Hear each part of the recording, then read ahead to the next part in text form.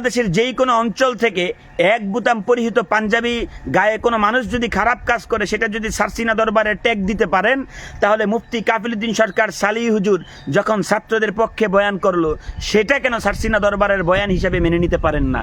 মুফতি উসমান গনি সালি হুজুরের ওই বয়ানটাকে কেন আপনারা সারসিনা দরবারের বয়ান হিসাবে মেনে নিতে পারেন না? যদি খারাপ কাজগুলাকে সারসিনা দরবারের সাথে ট্যাগ দিতে পারেন, তাহলে মুফতি বদরুজ্জামান রিয়াদ হুজুরের বয়ান কেন সারসিনা দরবারের বয়ান হিসাবে মেনে নিতে পারেন না?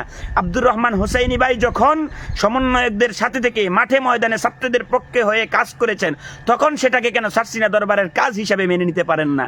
আমরা যখন মাঠে ময়দানে ছিলাম, অনলাইনে আমরা ছাত্রদের পক্ষে ছিলাম, সেই কাজগুলোকে কেন আপনারা সারসিনা দরবারের কাজ হিসাবে মেনে নিতে পারেন না? হুসাইন মোহাম্মদ বাকিবিল্লাহ যখন মাঠে ময়দানে ছিল, তাদের এই কাজগুলোকে কেন সারসিনা দরবারের কাজ হিসাবে মেনে নিতে পারেন না? আব্দুল্লাহ বিন আমিরের কাজগুলোকে কেন সারসিনা দরবারের কাজ হিসাবে মেনে নিতে পারেন না? আসসালামু আলাইকুম ওয়া রাহমাতুল্লাহি ওয়া বারাকাতুহু। বাংলার আকাশে আবার স্বাধীনতার নতুন সূর্য উদয় হয়েছে। 1971 সালে পাকিস্তান হানাদার বাহিনীর হাত থেকে বাংলাদেশ রক্ষা হয়েছিল। ঠিক 2024 সালে এসে পাকিস্তান হানাদার নয়, বাংলাদেশের স্বৈরা শাসক থেকে ছাত্র জনতার উদ্যোগে, ছাত্র জনতার বলিষ্ঠ কণ্ঠস্বরে, ছাত্র জনতার রাজপথের মিছিলের মাধ্যমে, ছাত্র জনতার উত্তালতার কারণে বাংলাদেশ থেকে স্বৈরাচার পালিয়েছে। আবার বাংলাদেশে স্বাধীনতার নতুন সূর্য উদয় হয়েছে। একজন মানুষ যখন এক গুন্ডি জামা পরে কোনো খারাপ কাজ করে, তখন সারসিনাকে টেক দিয়ে দেন, সেটা সারসিনার লোক। আর সারসিনার ভালো কাজগুলা, সারসিনার বড় হক্কানি আলেম যখন ছাত্রদের পক্ষে কথা বলেছেন, তখন সেটা আপনারা সারসিনার পক্ষের কথা ভাবতে পারেন না। এটা নিতান্তই আপনাদের একঘেয়েমি, এটা নিতান্তই আপনাদের মূর্খতা, এটা নিতান্তই আপনাদের জ্ঞান শূন্যহীনতার কারণে এই কথা বলেন। আমরা শাহ হোসাইনের সৈনিক, আমরা মাঠে ময়দানে ছিলাম, তারপরে আপনারা কেন সারসিনাকে নিয়ে টেক দেন?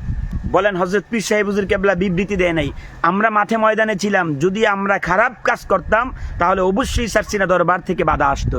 হুজুর কেবলা কি আমাদের খবর রাখেন না? আমরা কোথায় থাকি সেই খবর রাখেন না? আমরা মাঠে ময়দানে ছিলাম, হুজুর কেবলা সেই খবরও রেখেছেন। অতএব আমাদেরকে যেহেতু বাধা দেন নাই, হুজুর কেবলা এই আন্দোলনের বিপক্ষে ছিলেন না। তাজুল বিন তাসলিমরা যখন সারসিনা দরবারের পক্ষ হয়ে ছাত্রদের সাথে কাজ করেছেন, ওই কাজগুলোকে কেন সারসিনা দরবারের কাজ হিসাবে মেনে নিতে পারেন না? মিডিয়া ফোরাম কারা? আমরা এক একজন মিডিয়া ফোরাম, আমরাই সারসিনা দরবারের মিডিয়া ফোরাম। দারুন নাজাত মাদ্রাসার শিক্ষক ছাত্রদের মাঠে ময়দানে নেমে যাওয়াকে কেন আপনারা সারসিনা দরবারের কাজ হিসেবে মেনে নিতে পারেন না? এই কাজগুলো যদি খারাপ কাজ হতো, অবশ্যই সারসিনা দরবারের হযরত পীর সাহেব হুজুর কেবলা আমাদেরকে বাধা দিতেন, দারুন নাজাতের শিক্ষক ছাত্রদেরকে বাধা দিতেন। হযরত পীর সাহেব হুজুর কেবলা অতীতে কখনো অন্যায়কে প্রশ্রয় দেন নাই, বর্তমানে দিচ্ছে না, ভবিষ্যতেও দেবে না ইনশাআল্লাহ। এক বুতাম গায়ে পরিহিত একজন মানুষ খারাপ কাজ করে, সে যদি সারসিনা দরবারের নাও হয়ে থাকে, তাও আপনারা সারসিনা দরবারকে সেখানে টেনে আনেন, সারসিনা দরবারকে টেক দিয়ে দেন। এখন আপনারা অনেকেই বলতে যাচ্ছেন যে সারসিনা দরবার এই ছাত্রদের আন্দোলনের সাথে একাত্মতা পোষণ করে নাই। কিভাবে বুঝলেন সারসিনা দরবার একাত্মতা পোষণ করে নাই? সারসিনা দরবারের হাজার হাজার ছাত্র জনতা মাঠে ময়দানে ছাত্রদের সাথে সম্মিলিত হয়েছে।